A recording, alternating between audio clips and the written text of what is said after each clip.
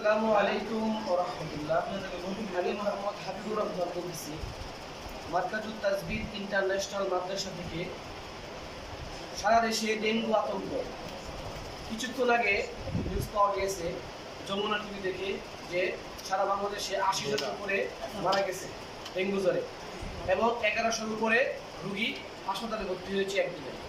তো আমরা আমাদের মাদ্রাসার মধ্যে সকলের জন্য ডেঙ্গু জ্বর অথবা রাসেল পাইপার অথবা বিষাক্ত সাপ, যে কোনো ধরনের বিষাক্ত পোকামাকড় থেকে এবং তার আক্রমণ থেকে, কুকুরের আক্রমণ থেকে বাঁচার জন্য যদি আমরা এই দোয়াটা করতে পারি তাহলে ইনশাল্লাহ আল্লাহ তাআলা আমাদেরকে ডেঙ্গু জ্বর অথবা এই জাতীয় সমস্ত বিষাক্ত প্রাণীর কামড় থেকে আমাদেরকে বাঁচাবেন ইনশাআল্লাহ। তো এই দোয়াটা প্রতিদিন বিকালে মানে মাগরিবের ২০ মিনিট আগে ৩ বার বলতে হবে।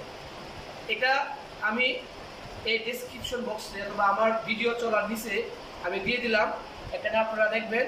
এখানে আমলটা কখন করতে হবে দলিল প্রমাণ সহকারে দেওয়া আছে ইনশাআল্লাহ। সকলে আমলটা করবেন। তো আমি এখন শুরু করতেছি ইনশাআল্লাহ।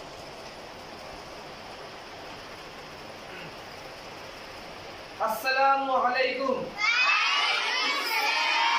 আপনারা সবাই কেমন আছেন?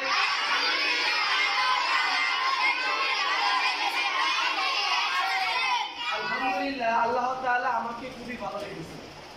আমরা সকলে জানি সারা বাংলাদেশের মধ্যে ডেঙ্গু জ্বরে আক্রান্ত হয়ে অনেক লোক মারা যাচ্ছে এবং অনেকেই কি হাসপাতালে ভর্তি আছেন, অনেক মাদ্রাসার বাচ্চারা অসুস্থ হয়ে যাচ্ছে। তো আমরা একটা দোয়া পেয়েছি, এই দোয়াটা আমল করলে ইনশাআল্লাহ ডেঙ্গু জ্বর, কুকুর এবং বিষাক্ত প্রাণী অথবা বিষধর সাপের কামড় থেকে আল্লাহ তাআলা আমাদেরকে হেফাজত করবেন। সকলে বলেন আলহামদুলিল্লাহ। আমার সাথে দেখেন, বোর্ড থেকে সবাই দেখেন, বলেন আউযু বিকালিমাতিল্লাহি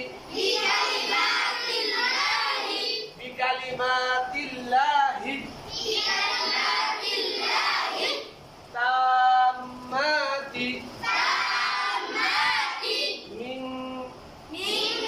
শাররি মা خلق أعوذ بكلمات الله التامات من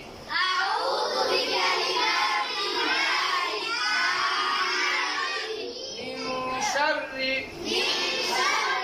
ما خلق أعوذ بكلمات الله التامات من شر ما خلق أعوذ بكلمات الله التامات من شر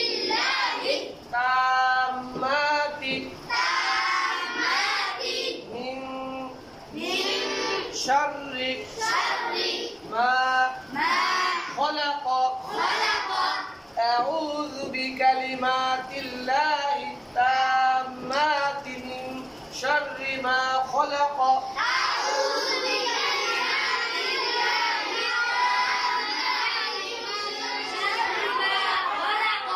এই আমলটি করবেন প্রতিদিন মাগরিবের ২০ মিনিট অথবা ১৫-২০ মিনিট আগে ৩ বার বলতে হবে। কয়বার বলতে হবে?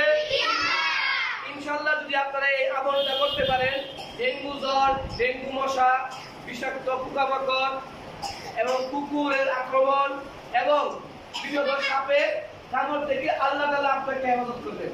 আল্লাহ তাআলা সমস্ত বাংলাদেশের সমস্ত মানুষকে হেফাজত করুন। বলেন আমিন।